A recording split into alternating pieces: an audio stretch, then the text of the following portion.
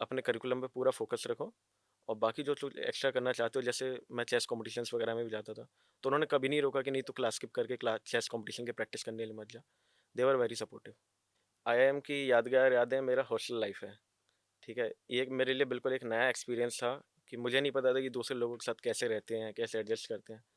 पर जो hostel life है इसने मुझे बहुत कुछ सिखाया, जैसे कि दूसरों के साथ कैसे रहना है, कैसे एडजस्ट करना है, कहाँ अपनी बाउंड्रीज सेट करनी है, ये सारी चीज़ें। कहाँ एग्रेशन दिखाना है, कहाँ नहीं दिखाना है, कैसे किसी दूसरे से बात करी जाती है, दूसरे कल्चर को कैसे जानना है, सारी चीज़ें। मैंने आईआईएम की तैयारी स्कूल से ही करी थी। हमारे स्कूल की जो फैकल्टी है ना, वो मतलब आईआईटीएन सारे, और फिर हमारे डायरेक्टर सर काफ़ी सपोर्ट करते हैं। जो बच्चे आईआईएम के लिए तैयारी कर रहे हैं, मेरा उनसे सिर्फ इतना कहना है कि वो 10th की और 12th की मार्कशीट को केवल एक मार्कशीट की तरह ना देखें, वो अपना एक चांस देखें कि आईआईएम में मेरे को लेके जा सकता है।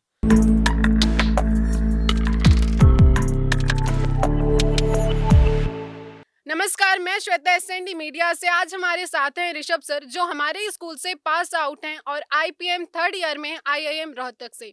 आइए उनसे उनकी जर्नी के बारे में जानते हैं। हेलो, मैं अच्छा हूँ, हेलो आप सर, बताओ? कैसे हैं? सर, आप इतने दिनों बाद स्कूल आए हैं तो आपको कैसा फील हो रहा है?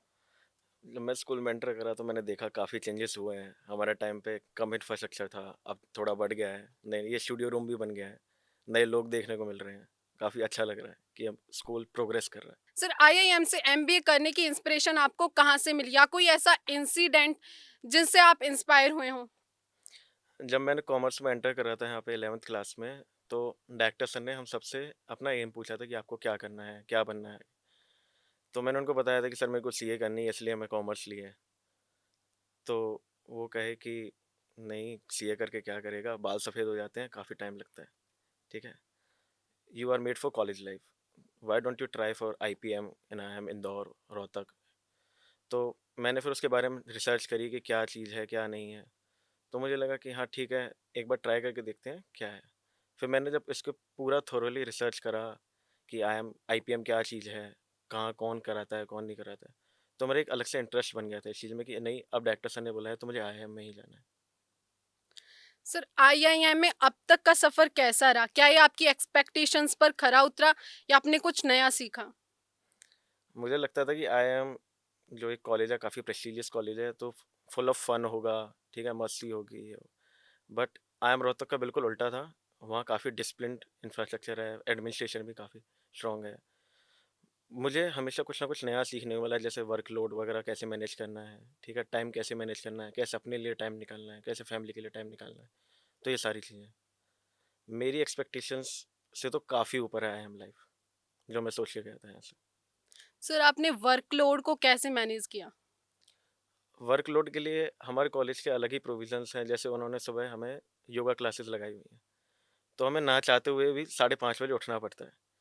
तो जब हमारे पास काफ़ी एक एम्पल ऑफ टाइम होता है पूरे दिन भर का, तो उसमें वर्कलोड ईज़िली मैनेज हो जाता है कि हम तब 5:30 बजे उठ रहे हैं, तो 6:30 हमारी योगा क्लास की, उसके बाद हम फ्री हैं क्लासेस से पहले। क्लासेस 10 बजे शुरू होती हैं, तो हमें 4 घंटे मिल रहे हैं अपना खुद का काम करने में, वर्कलोड है जो हमारा, उसको स्ट्रेस आउट करने में। सर, आपकी स्कूल लाइफ कैसी थी? मेरी स्कूल लाइफ काफ़ी एन्जॉयबल और डिसिप्लिन दोनों थी, मिक्सचर था दोनों का, ठीक है? सुबह स्कूल की घंटी बजती थी, तो ये लगता था कि यार ठीक है, अभी तो काफ़ी टाइम टाइम पड़ा है। पर शाम होते-होते पता ही नहीं चलता था कि कब स्कूल खत्म हो गया। क्लास में भी फन था पूरा, ठीक है, पढ़ते भी थे, खेलते भी थे, हँसते भी थे, जोक्स भी करते थे।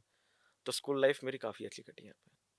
सर, आपके टाइम पर स्टाफ और स्कूल एनवायरनमेंट कैसा था?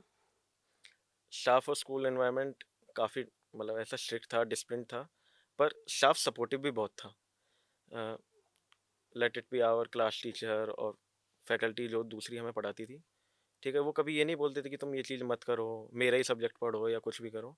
पूरा सपोर्ट में थे वो कि हाँ, तुम कुछ एक्स्ट्रा कर रहे हो तो करो, कोई दिक्कत नहीं है उसमें। अपने करिकुलम पे पूरा फ़ोकस रखो और बाकी जो तुम एक्स्ट्रा करना चाहते हो, जैसे मैं चेस कॉम्पिटिशन्स वगैरह में भी जाता था, तो उन्होंने कभी नहीं रोका कि नहीं तू क्लास स्किप करके चेस कॉम्पिटिशन की प्रैक्टिस करने के लिए मत जा। They were very supportive.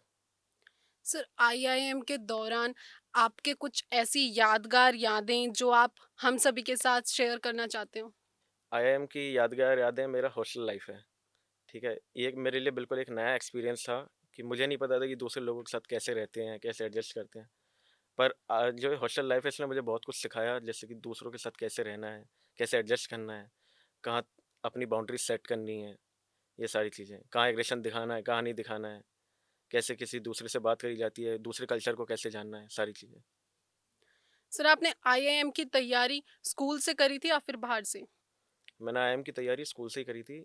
हमारे स्कूल की जो फैकल्टी है ना, वो मतलब आईआईटीएन सारे, और फिर हमारे डायरेक्टर सर काफ़ी सपोर्ट करते हैं। हमारे टाइम पे जसवंत सर आते थे, वो हमारे रीजनिंग और क्वांट्स संभालते थे। इंग्लिश की हमारे पास फैकल्टी है ही। तो यही सारी चीज़ें थी। इंटरव्यूज़ वगैरह के लिए हमें देवेंद्र सर वगैरह ट्रेन करते थे कि कैसे दूसरों के सामने बोलना है, कैसे नहीं बोलना है, ये सारी चीज़ें। तो कहीं मैंने बाहर से कोचिंग नहीं ली थी, इन हाउस स्कूल फैकल्टी से ही मैंने सारी। सर जो बच्चे आईआईएम के लिए प्रिपरेशन कर रहे हैं, उनके लिए क्या एडवाइस है? वो कैसे प्रिपेयर करें? जो बच्चे आईआईएम के लिए तैयारी कर रहे हैं, मेरा उनसे सिर्फ इतना कहना है कि वो 10th की और 12th की मार्कशीट को केवल एक मार्कशीट की तरह ना देखें। वो अपना एक चांस देखें कि आईआईएम में मेरे को लेके जा सकता है। वहाँ पे जो मार्क्स लिखे होते हैं, वो जितने ज़्यादा होंगे, उतना ही आपका जो एडमिशन का चांस है वहाँ पे ज़्यादा होगा। दूसरा, एंट्रेंस टेस्ट पे आते हैं हम। एंट्रेंस टेस्ट में हमारे 3 कंपोनेंट होते हैं, वर्बल एबिलिटी, मेंटल एबिलिटी और एप्टीट्यूड, ठीक है? तो उन तीनों पे आपका पूरा फ़ोकस्ड होना चाहिए। मेंटल एबिलिटी और आईक्यू एप्टीट्यूड वाला जो सेक्शन है, वो हमारे लोग कर लेते हैं, एसएनडी के बच्चे। वो कमी कहाँ रहती है? वर्बल एबिलिटी में। वर्बल एबिलिटी के लिए आपको वोकैब इंप्रूव करनी पड़ेगी आपकी। इंग्लिश, एडवांस इंग्लिश पे जाओ, ग्रामर भी वैसे ही। और इंटरव्यू के लिए वही same personality development, join personality development classes, prep करो उसके लिए अच्छे से, मॉक इंटरव्यूज़ वगैरह दो। स्कूल में भी अब स्टूडियो रूम है, तो उसको ट्राई कर सकते हैं वो लोग, ठीक है? यहाँ पे मॉक इंटरव्यूज़ हो सकते हैं, पॉडकास्ट जो आप लेते हो। ये सब आपका जो वो कॉन्फिडेंस है, वो बूस्ट करता है, ठीक है? तो ये सारी चीज़ें अगर मिला दें, तो बहुत ईज़ी होगा बच्चों के लिए आईआईएम में जाना। सर जनरल बीबीए और आईपीएम में क्या डिफरेंस है और कहाँ वो आपको एडवांटेज देता है? जनरल बीबीए और आईपीएम का जो करिकुलम है, वो अपने आप में काफ़ी डिफरेंट है। जैसे आईपीएम जो मेरा कोर्स है, उसमें हमें फॉरेन लैंग्वेजेस भी सिखाई जाती हैं, पाइथन भी सिखाया जाता है, प्रोग्रामिंग लैंग्वेजेस भी सिखाई जाती हैं, सारी चीज़ें हैं, ठीक है? जो जनरल बीबीए में नहीं सिखाई जाती हैं। अगर आप कोई फॉरेन लैंग्वेज सीख रहे हो, ठीक है? तो पहली बात तो आपकी स्किल इंप्रूव हो रही है। दूसरा, आपका एक कॉन्फिडेंस भी बूस्ट होता है कि आपको कोई दूसरी भाषा बोलनी आती है। जैसे अभी आपको हिंदी आती है, ठीक है? इंग्लिश आती है।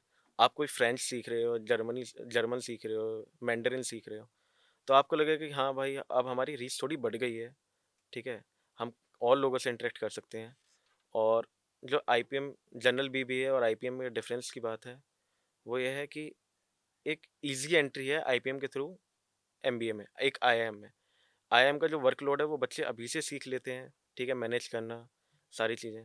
बीबीए में वो चीज़ नहीं सीख पाते हैं, क्योंकि बीबीए में is more of college life than of academic और स्टूडियस लाइफ, ठीक है? वहाँ बच्चे एन्जॉय कर ज़्यादा कर पाते हैं। बट जनरल बीबीए में ज़्यादातर बच्चे हॉस्टल में नहीं रहते। वो डे स्कॉलर्स होते हैं, अपने कॉलेज जाते हैं, वापस आ जाते हैं। पर आईपीएम में आपको वही हॉस्टल लाइफ, एडजस्टमेंट मिलती हैं, कल्चरल इवेंट्स सीखने को मिलते हैं, आपके दूसरे बच्चे कहाँ रहते हैं, क्या खाते हैं, क्या पहनते हैं, क्या उनके फेस्टिवल्स हैं। तो ये सारी चीज़ें सीखने को मिलती हैं। सर एमबीए के एडवांटेजेस क्या हैं और उनसे आप आगे क्या स्कोप है? एमबीए स्किल कम और पर्सनैलिटी डेवलपमेंट ज़्यादा करता है, ठीक है? स्किल्स भी सिखाता है, आपको एक चीज़ में एक्सपर्ट बना देता है, let it be finance, HR, sales, कुछ भी। But the main thing is personality development. और स्कोप की बात करें, तो पहले लोग बोलते थे कि मशीनरी आई है तो ह्यूमंस का काम खत्म हो जाएगा, पर ऐसा नहीं है। मशीनरी ह्यूमंस के वर्कलोड को कम करने आई है, इजी बनाने आई है। ह्यूमंस को रिप्लेस नहीं कर सकते वो लोग। सेम अभी ऐसा हो रहा है कि एआई है तो एमबीए की क्या ज़रूरत है, ठीक है? एआई सब काम कर देता है, एक्सेल भी शॉर्ट कर देता है, पीपीटी भी बना देता है, क्वेश्चंस भी बना देता है, ठीक है? बट ऐसा नहीं है, जहाँ ह्यूमंस का काम है वहाँ पे ह्यूमंस इंटेलिजेंस ही लगेगी। और एमबीए आपको एक एक्सपर्ट बना रहा है, जहाँ पे आपको एआई काम नहीं करेगा, वहाँ पे एमबीए ही काम कर देंगे, क्योंकि उनका एक एक्सपीरियंस है। और एआई का कोई एक्सपीरियंस नहीं है, उनको जो हमने डाटा फीड कर दिया वही डाटा देता है वो। एमबीए वाले बंदे का खुद का एक अपना एक्सपीरियंस है, जिसको वो बता सकता है कि किस चीज़ को कैसे मोड़ा जा सकता है, तोड़ा जा सकता है, कैसे भी डाइवर्ट करा जा सकता है, अगर कोई डिफ़िकल्टी आती है तो। सर आपकी लाइफ का कोई ऐसा तरीका जो आप सोचते हैं कि आपके लिए बेनिफिशियल था और दूसरों के लिए भी होगा? आई बिलीव कि जल्दी उठना एक बेनिफिशियल है मुझे, क्योंकि मेरा जो टाइम है वो इजीली मैनेज हो जाता है पूरे दिन भर, क्योंकि आई एम लाइफ जैसे मैंने पहले बताया कि वर्कलोड बहुत ज़्यादा होता है। ठीक है, हमारे पास फैमिली टाइम भी नहीं होता, मी टाइम भी नहीं होता कि घर पे बात भी करनी है। असाइनमेंट्स, प्रोजेक्ट, प्रेजेंटेशंस, इन सब में ही हमारा पूरा टाइम चले जाता है। तो अगर हम जल्दी उठते हैं तो उसमें हमारे प्रोजेक्ट्स भी जल्दी हो जाते हैं, असाइनमेंट भी जल्दी हो जाता है। तो आप अपने लिए मी टाइम और फैमिली टाइम निकाल सकते हो उस चीज़ के लिए। तो मैं यही बोलूँगा कि जल्दी उठने की आदत डालो सब लोग। और सर सैक्रिफाइस करना कितना ज़रूरी है? सेक्रीफाइस करना, आई बिलीव कि हमें फ्यूचर में फ्रूटफुल होता है वो, क्योंकि अगर आज हमने अपने लिए मी टाइम छोड़ दिया, कोई बात नहीं, क्या पता कल हमारे जो प्रेजेंटेशन है उसमें अच्छे ग्रेड्स हों उसकी वजह से। आज फैमिली से बात नहीं करी, कोई बात नहीं, कल असाइनमेंट्स हो सकता है कि मेरा जो बाकी लोग डेडलाइन पे भी पूरा ना कर पाए, वो मेरा असाइनमेंट जल्दी पूरा हो गया हो, अच्छे से पूरा हो गया हो, मैं उस पर और ज़्यादा टाइम दे सका, इम्प्रूव कर सकता था उसको। ठीक है, तो ये एक सेक्रीफाइस आप हो सकता है कि आपने जैसे हॉस्टल की मैं बात करूँ, तो आपने अपना बेड सेक्रीफाइस करा कि नहीं मेरे को ऊपर वाला बेड लेना है, नीचे वाला बेड लेना है, कुछ भी। तो हो सकता है कि वो आपकी जो बॉन्ड ऑफ फ्रेंडशिप है उसको बढ़ा दे कि नहीं, इस बंदे ने मेरे लिए इतना करा था, तो मैं भी इसके, मेरा दोस्त है, ये पक्का दोस्त है। तो कहीं ना कहीं सेक्रीफाइस करना जरूरी होता है, life it's full of adjustments. Sir friendship कितनी इम्पोर्टेंट है? मतलब जैसे हमारे पेरेंट्स तो हमको यही एडवाइस देते हैं कि पढ़ाई ज़्यादा करो, फ्रेंडशिप में कुछ नहीं है। तो वो आपको क्या लगता है? मुझे लगता है कि फ्रेंडशिप भी बहुत ज़रूरी है। ठीक है, क्योंकि हम कहीं बाहर रह रहे हैं। अब पेरेंट्स तो हमारे अभी तो मैं चलो 2 घंटे दूर हूँ। ठीक है, तो 2 घंटे में भी वो टाइम फ्रेम काफ़ी ज़्यादा होता है। मेरे को कुछ दिक्कत है तो मैं अपने फ्रेंड्स को बता सकता हूँ ना, मैं जब तक पेरेंट्स को बताऊंगा क्या पता कुछ भी हो सकता है मेरे साथ। तो जो मेरे साथ हमेशा हैं वो मेरे फ्रेंड्स हैं। पेरेंट्स हर जगह प्रेजेंट नहीं हो सकते, ना वो मेरे साथ वहाँ कॉलेज में रह सकते हैं। ठीक है, ना वो मेरे क्लासरूम में साथ बैठ रहे हैं। और फ्रेंडशिप में बंदा ओवर शेयर करता है। ठीक है, उसकी जो भी कुछ फीलिंग्स होती हैं ओवरवेलमिंग जो होती हैं, वो उनको ऐसा वॉमिट आउट कर सकता है। ठीक है, अपने आप को कूल बना सकता है दूसरे बंदे को। तो फ्रेंडशिप बहुत ज़रूरी है, और खासकर हमारे एज में तो बहुत। सर आज की तेजी से बदलती बिजनेस दुनिया में एमबीए का क्या रोल है आपके अकॉर्डिंग? आज की जो दुनिया है वो is requiring more of expertise than of general knowledge. ठीक है, तो एमबीए में भी अलग अलग स्ट्रीम्स होती हैं, जैसे मैंने पहले बताया, एचआर, सेल्स, मार्केटिंग। तो उसमें ऐसा नहीं है कि आपने कुछ सीख लिया तो आप स्टेगनेंट रह जाओ वहाँ पे, जितनी नॉलेज आपने एक्वायर कर ली ठीक है। कुछ हर रोज कुछ नया सीखो। ठीक है, और एक जगह स्थिर मत रहो कि आपने आज इतना सीख लिया, ठीक है, अब तो कोई ज़रूरत नहीं है, 2 साल कट जाएंगे मेरे इतनी नॉलेज से, तब का तब देखा जाएगा। अभी से सीखना चालू करो ना, तब का तब देखेंगे। सर आईआईएम में सामाजिक और सांस्कृतिक माहौल कैसा है आपके अकॉर्डिंग? आईआईएम में सांस्कृतिक और सामाजिक माहौल फुल ऑफ वैरायटी है। ठीक है, वहाँ नॉर्थ इंडियंस भी हैं, साउथ इंडियंस भी हैं, ईस्ट इंडिया से भी हैं, तो पूरे ऐसे ऑल ओवर इंडिया से लोग हैं। ठीक है, उनसे हमें इंटरेक्ट करने को मिलता है, उनके कल्चर के बारे में जानने को मिलता है। तो सोशल लाइफ तो हमारी वहाँ बेटर हो जाती है। रही बात कल्चरल लाइफ की, सांस्कृतिक लाइफ की, ठीक है, उसके लिए हमारे क्लब्स वगैरह हैं जो इवेंट्स टाइम टू टाइम कराते रहते हैं। हम नॉर्थ इंडिया का फेस्टिवल सेलिब्रेट करते हैं, साउथ इंडिया का ओनम वगैरह भी सेलिब्रेट, दूसरे कल्चर के बारे में भी जानने को मिलता है। ठीक है, और एक ऐसा होलिस्टिक डेवलपमेंट होता है अपने अंदर कि हम दूसरे कल्चर की रिस्पेक्ट करते हैं। ठीक है, दूसरे जो रेस के हैं, कास्ट के हैं, कुछ भी हैं, उन सबकी एक रिस्पेक्ट है। ठीक है, सबको इक्वलिटी ट्रीट करा जा रहा है, हम अपना फेस्टिवल भी मना रहे हैं, उनका फेस्टिवल भी मना रहे हैं। तो ओवरऑल एनवायरनमेंट काफ़ी होलिस्टिक है, फुल ऑफ डेवलपमेंट है। सर स्कूल और कॉलेज में काफ़ी एक्टिविटीज़ होती हैं, जिसे कुछ बच्चे ऐसे मानते हैं कि टाइम वेस्टिंग है, लेकिन टीचर्स मानते हैं और कुछ बच्चे भी ऐसे मानते हैं कि स्किल डेवलपमेंट होता है। तो आपके अकॉर्डिंग आपको क्या लगता है, वो टाइम वेस्ट है या स्किल डेवलपमेंट है और आगे हेल्प करता है? कुछ एक्टिविटीज़ जैसे कि हर स्कूल में एक हेड बॉय हेड गर्ल होती है, स्पोर्ट्स कैप्टन होते हैं। ठीक है, कल्चर क्लब होता है। ठीक है, तो कुछ लोगों को लगता है कि वो टाइम वेस्ट है, पर वो टाइम वेस्ट नहीं है। जब हम अपने सीवीज बनाने बैठते हैं ना एमबीए में, तो वहाँ पे वो पोजीशन ऑफ रिस्पॉन्सिबिलिटी का एक नाम का कॉलम होता है कि आपने पहले कौन सी रिस्पॉन्सिबिलिटी ली हुई है। अब जिस स्कूल में ये चीज़ है ही नहीं, वो बच्चा क्या लिखेगा? तो एक वहाँ पे बच्चों को एक लीडरशिप मिलती है। जैसे हेड बॉय है, वो सोचता है कि वो अपना एक लीडर है, ठीक है? उसको बच्चों को मैनेज करना आता है, ठीक है? वो अच्छे से कर सकता है। कल्चरल हेड है कि उसने इवेंट्स कराए हैं पहले भी, वो यहाँ पे भी हेल्प कर सकता है कल्चरल इवेंट कराने में। तो जो ये एक्स्ट्रा एक्टिविटीज़ हैं, करिकुलर एक्टिविटीज़ हैं, ये कोई टाइम वेस्ट नहीं है। ये एक इन्वेस्टमेंट है जो आपको आगे जाके फ्रूटफुल होता है आपके लिए। सर जैसे अभी हमारे स्कूल में होता है कि इंग्लिश बोलनी है, आपके टाइम पर भी ऐसा था, और था तो वो कितना हेल्पफुल रहा आपके लिए? जब मैं पढ़ता था इस एसएनडी स्कूल में, तब भी इंग्लिश कंपल्सरी थी। English should be the first medium of communication, ठीक है? और हमारा ऐसा डेली ना सुबह वोकेबलरी पीरियड भी लगता था, 20 मिनट का, और हर फ्राइडे टेस्ट होता था। तो हमें कुछ ना कुछ डेली नए वर्ड सीखने को मिलते थे। कुछ लोग सीखते थे, कुछ नहीं सीखते थे, कुछ चीटिंग, अगर आप चीटिंग भी कर रहे हो तो आपने जो पढ़ा है, ठीक है, वो कम से कम आपको कुछ टाइम तक तो याद रहेगा, कभी ना कभी तो स्ट्राइक करेगा फ्यूचर में।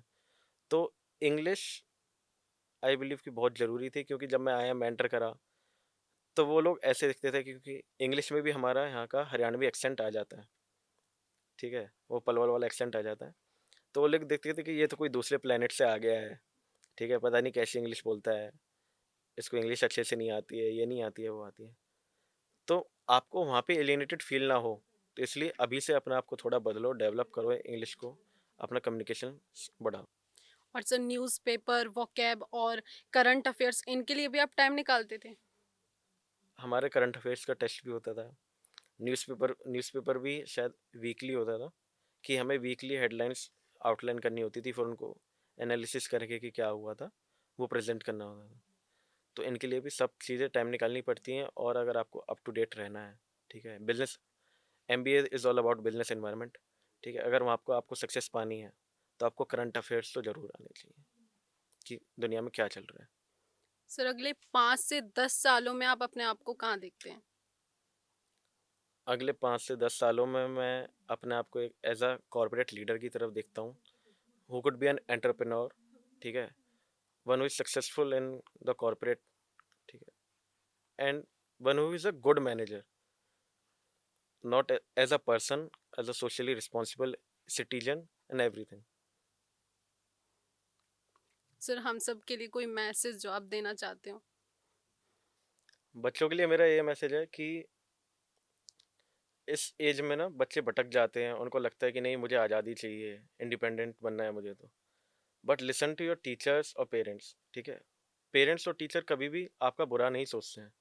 वो जो बोल रहे हैं वो ठीक है, उन्होंने दुनिया देखी है, वो अपने एक्सपीरियंस से बता रहे हैं कि आगे की दुनिया कैसी है और आपको कैसे से अभी से बिहेव करना है। And message for the school कि बच्चों को थोड़ा एक्स्ट्रा करिकुलर एक्टिविटीज़ में भी और इन्वॉल्व कराएं, जैसे कि हेड बॉय, ठीक है, स्पोर्ट्स कैप्टन, ये पीआरस वगैरह आपको देने चाहिए जो आगे उनकी सीवी में हेल्प करेंगे।